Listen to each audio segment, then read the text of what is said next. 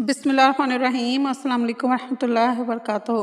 حضرت محمد صلی اللہ علیہ وسلم جو کہ دو جہانوں کے سردار ہیں، ان پہ ہزاروں دفعہ کروڑوں دفعہ درود و سلام کے بعد آج ہم بات کرنے جا رہے ہیں حضرت عثمان غنی کے بارے میں۔ کون عثمان؟ میرے پیارے نبی کے داماد عثمان۔ حضرت عثمان غنی قریش کے قبیلے سے تھے، اسلام کے تیسرے خلیفہ تھے، داماد رسول اور جامع قرآن تھے۔ عثمان غنی سابقین اسلام میں شامل اور عشرہ مبشرہ میں بھی شامل تھے۔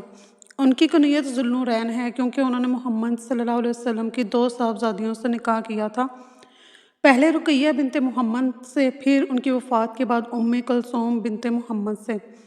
عثمان غنی پہلے صحابی ہیں جنہوں نے سرزمین حبشہ کی ہجرت کی، بعد میں دیگر صحابہ بھی آپ کے پیچھے حبشہ پہنچے۔ بعد ازاں دوسری ہجرت مدینہ منورہ کی جانب کی۔ حضرت محمد صلی اللہ علیہ وسلم عثمان غنی پر مکمل اعتماد اور ان کی فطری حیا و شرافت اور جو انہوں نے اپنے مال کے ذریعے اہل ایمان کی نصرت کی تھی، اس کی انتہائی قدر کرتے تھے۔ حضرت محمد صلی اللہ علیہ وسلم نے دیگر صحابہ کے ساتھ ان کو بھی جنت اور شہادت کی موت کی خوشخبری دی تھی۔ حضرت محمد صلی اللہ علیہ وسلم نے جب فتح مکہ سے پہلے جنگ پہ روانہ ہونے سے آپ نے مسلمانوں کو مدد کرنے کے لیے کہا، تو غزوہ تبوک کے موقع پر آپ نے 1000 اونٹ، 70 گھوڑے اور سامان رسد کے لیے 1000 دینار پیش کیا۔ حضرت محمد صلی اللہ علیہ وسلم اس فیاضی سے اس قدر خوش ہوئے کہ اشرفیوں کو دستے مبارک سے اچھالتے تھے اور فرماتے تھے، ما ضر عثمان ما عمل بعد اليوم، ان کے آج کے بعد حضرت عثمان کوئی بھی عمل نہ کرے تو یہ پھر بھی جنتی ہے۔ سن 30 ہجری میں حضرت عمر بن خطاب رضی اللہ عنہ کی شہادت کے بعد مشورے سے آپ کو خلافت کی ذمہ داری سونپی گئی، جس سے انہوں نے 644 سے 656 ہجری تک سر انجام دیا۔ ان کے عہد خلافت میں جمع قرآن مکمل ہوا، ان کے جامع القرآن تھے، مسجد حرام اور مسجد نبوی کی توسیع ہوئی، اور خراسان، کرمان، افریقہ اور قبرص وغیرہ فتح ہو کر سلطنت اسلامی میں شامل ہو گئے۔ نیز انہوں نے اسلامی ممالک کے ساحلوں کو دوسرے جنگجوؤں کے حملوں سے محفوظ رکھنے کے لیے اولین بحری فوج بھی بنائی۔ آپ کا زمانہ خلافت 12 سال کے عرصے پر محیط ہے، جس میں آخری کے 6 سالوں میں کچھ ناخوشگوار حادثات ہوئے جو بالآخر ان کی شہادت پر ختم ہوئے۔ سن 35 ہجری 12 ذوالحجہ بروز جمعہ 82 سال کی عمر میں انہیں ان کے گھر میں قرآن کریم کی تلاوت کے دوران میں شہید کر دیا گیا اور مدینہ منورہ کے قبرستان جنت البقیع میں دفن کیا گیا۔ خلیفہ سیدنا عثمان غنی کا تعلق قریش کے معزز قبیلے سے تھا۔ سلسلہ نسب عبد المناف پر حضرت محمد صلی اللہ علیہ وسلم سے بھی جا ملتا ہے۔ سیدنا عثمان ذوالنورین کی نانی نبی کریم صلی اللہ علیہ وسلم کی پھوپھی تھیں۔ آپ کا نام عثمان اور لقب ذوالنورین ہے۔ اسلام قبول کرنے والوں میں آپ السابقون الاولون کی فہرست میں شامل تھے۔ آپ نے خلیفہ اول سیدنا ابوبکر صدیق کی دعوت پر اسلام قبول کیا تھا۔ حضرت محمد صلی اللہ علیہ وسلم پر ایمان لانے اور کلمہ حق پڑھنے کے جرم میں سیدنا عثمان غنی کو ان کے چچا حکم بن ابو العاص نے لوہے کی زنجیروں سے باندھ کر دھوپ میں ڈال دیا، کئی روز تک علیحدہ مکان میں بند رکھا۔ چچا نے آپ سے کہا کہ جب تک تم نئے مذہب کو نہیں چھوڑو گے آزاد نہیں کروں گا۔ یہ سن کر آپ نے جواب میں فرمایا کہ چچا، اللہ کی قسم میں مذہب اسلام کو کبھی نہیں چھوڑ سکتا اور اس ایمان کی دولت سے کبھی دستبردار نہیں ہوں گا۔ سیدنا عثمان غنی اعلیٰ سیرت و کردار کے ساتھ ثروت اور سخاوت میں بھی مشہور تھے۔ حضرت محمد صلی اللہ علیہ وسلم نے فرمایا کہ جنت میں ہر نبی کا ساتھی اور رفیق ہوتا ہے، میرا ساتھی عثمان ہوگا۔ سیدنا عثمان کے دائرہ اسلام میں آنے کے بعد نبی کریم صلی اللہ علیہ وسلم نے کچھ عرصے کے بعد اپنی بیٹی سیدہ رقیہ رضی اللہ عنہا کا نکاح آپ سے کر دیا۔ جب کفار مکہ کی اذیتوں سے تنگ آ کر مسلمانوں نے نبی کریم صلی اللہ علیہ وسلم کی اجازت اور حکم الہی کے مطابق ہجرت حبشہ کی تو سیدنا عثمان رضی اللہ عنہ بھی ماں اپنی اہلیہ اور عیال حضرت رقیہ رضی اللہ عنہ کے حبشہ ہجرت فرما گئے۔ جب حضرت رقیہ رضی اللہ عنہ کا انتقال ہوا تو نبی کریم صلی اللہ علیہ وسلم نے دوسری بیٹی حضرت ام کلثوم رضی اللہ عنہ کو آپ کی زوجیت میں دے دیا۔ اس طرح آپ کا لقب ذوالنورین معروف ہوا۔ مدینہ منورہ میں پانی کی قلت تھی، جس پر سیدنا عثمان نے نبی پاک صلی اللہ علیہ وسلم کی اجازت سے پانی کا کنواں خرید کر مسلمانوں کے لیے وقف فرما دیا، اور اس طرح غزوہ تبوک میں جب حضرت محمد صلی اللہ علیہ وسلم مال انعام کی اپیل فرمائی تو سیدنا عثمان غنی نے 30,000 فوج کے لیے 1/3 اخراجات کی ذمہ داری لے لی۔ جب حضرت محمد صلی اللہ علیہ وسلم نے جب حضرت محمد صلی اللہ علیہ وسلم نے زیارت خانہ کعبہ کا ارادہ فرمایا تو حدیبیہ کے مقام پر یہ علم ہوا کہ قریش مکہ کے آمادہ جنگ ہیں۔ اس پر آپ نے حضرت عثمان غنی کو سفیر بنا کر مکہ بھیجا۔ قریش مکہ نے آپ کو روک کے رکھا اور افواہ پھیلا دی کہ سیدنا عثمان غنی کو شہید کر دیا گیا ہے۔ اس موقع پر 1400 صحابہ سے نبی کریم صلی اللہ علیہ وسلم نے بیعت لی کہ سیدنا عثمان غنی کا قصاص لیا جائے گا۔ یہ بیعت تاریخ اسلام میں بیعت رضوان کے نام سے معروف ہے۔ قریش مکہ کو جب صحیح صورتحال کا علم ہوا تو وہ آمادہ صلح ہو گئے اور سیدنا عثمان غنی واپس آ گئے۔ خلیفہ اول سیدنا ابوبکر صدیق کی مجلس مشاورت کے آپ اہم رکن تھے۔ امیر المومنین سیدنا عمر کی خلافت کا وصیت نامہ بھی آپ نے ہی تحریر فرمایا تھا۔ دینی معاملات پر آپ کی رہنمائی کو پوری اہمیت دی جاتی تھی۔ سیدنا عثمان غنی صرف کاتب وحی ہی نہیں تھے بلکہ قرآن مجید آپ کے سینے میں محفوظ تھا۔ آیات قرآن کے شان نزول سے خوب واقف تھے۔ بطور تاجر دیانت اور امانت کا آپ کا طرز امتیاز تھا۔ نرم خو اور فکر آخرت پر دم و پیش نظر رکھتے تھے۔ نبی کریم صلی اللہ علیہ وسلم کا ارشاد ہے، عثمان کی حیا سے فرشتے بھی شرماتے ہیں۔ تبلیغ و اشاعت اسلام کے لیے فراخ دلی سے دولت صرف فرماتے تھے۔ نبی کریم صلی اللہ علیہ وسلم نے فرمایا کہ عثمان اللہ تعالیٰ تجھے خلافت کی قمیض پہنائیں گے۔ جب منافق اسے اتارنے کی کوشش کریں تو اسے مت اتارنا یہاں تک کہ تم مجھ سے آ ملو۔ چنانچہ جس روز آپ کا محاصرہ کیا گیا تو آپ نے فرمایا، مجھ سے حضور صلی اللہ علیہ وسلم نے عہد لیا تھا کہ منافق خلافت کی قمیض اتارنے کی کوشش کریں گے، تم نہ اتارنا، اسی لیے میں اس پر قائم ہوں اور صبر کر رہا ہوں۔ 35 ہجری میں ذوالقعدہ کے پہلے عشرے میں باغیوں نے سیدنا عثمان ذو النورین کے گھر کا محاصرہ کیا۔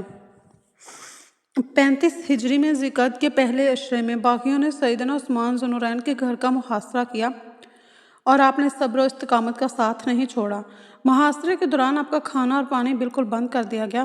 تقریباً 40 روز بھوکے پیاسے 82 سالہ مظلوم مدینہ سیدنا عثمان کو جمعہ مبارک کے دن 18 ذو الحجہ کو انتہائی بے دردی کے ساتھ روزے کی حالت میں قرآن پاک کی تلاوت کرتے ہوئے شہید کر دیا گیا۔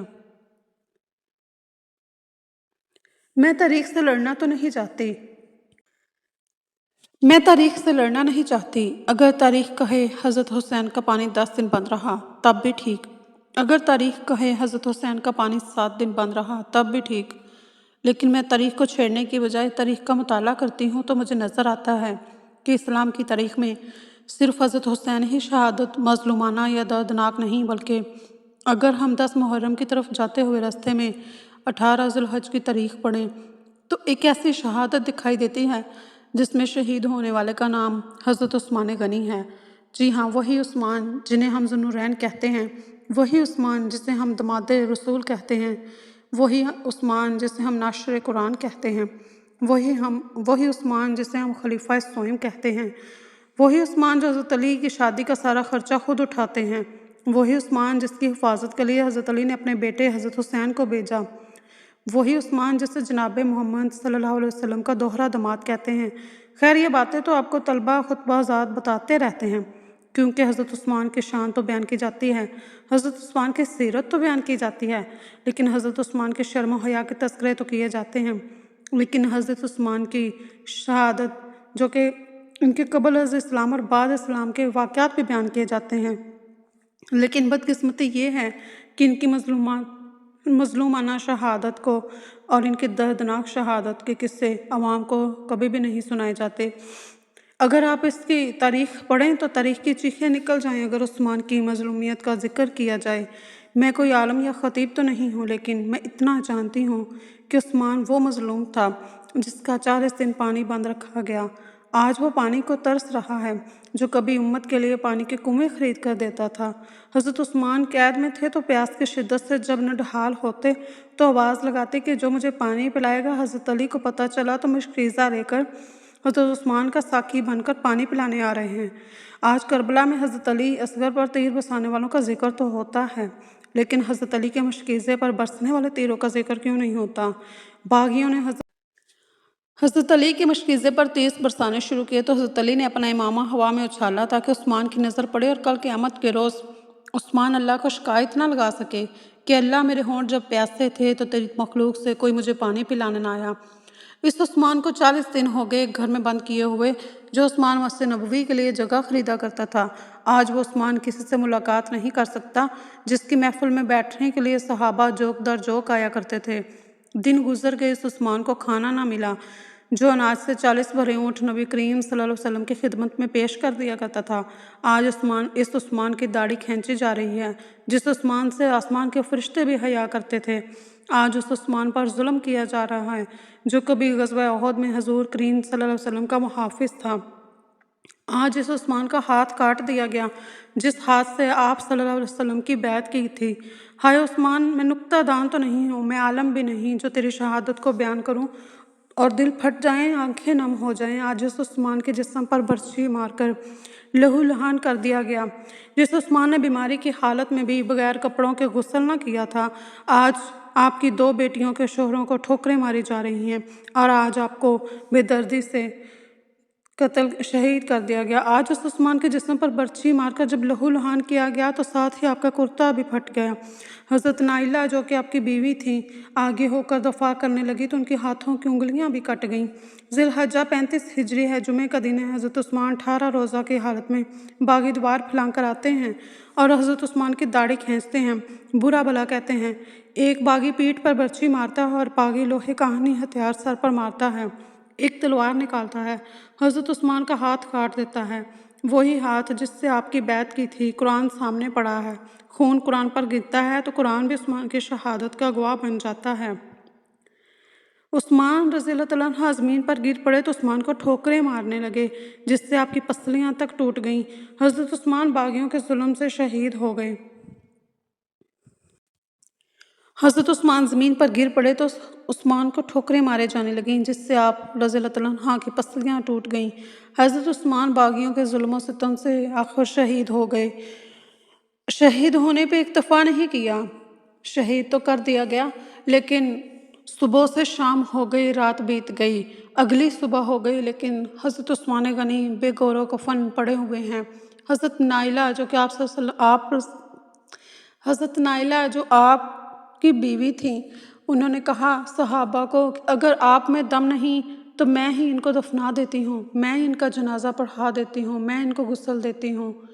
تو پھر حضرت علی اور کچھ صحابہ سامنے آئے اور انہوں نے کفر سے باغیوں سے چوری دیواروں کے سائے میں اور درختوں کے سائے میں کھڑے ہو کر ایک چھوٹے سے جھنڈ کے نیچے حضرت عثمان کا جنازہ پڑھایا اور جنت البقیع کے کونے میں آپ کو دفن کر دیا گیا۔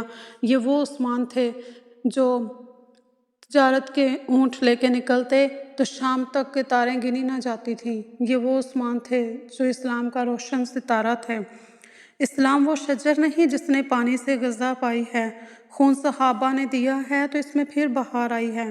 آج کی ویڈیو میں اتنا ہی، امید ہے آپ کو میری چھوٹی سی کاوش پسند آئی ہوگی۔ ملتے ہیں اگلی کسی ویڈیو میں انشاءاللہ۔ اللہ حافظ۔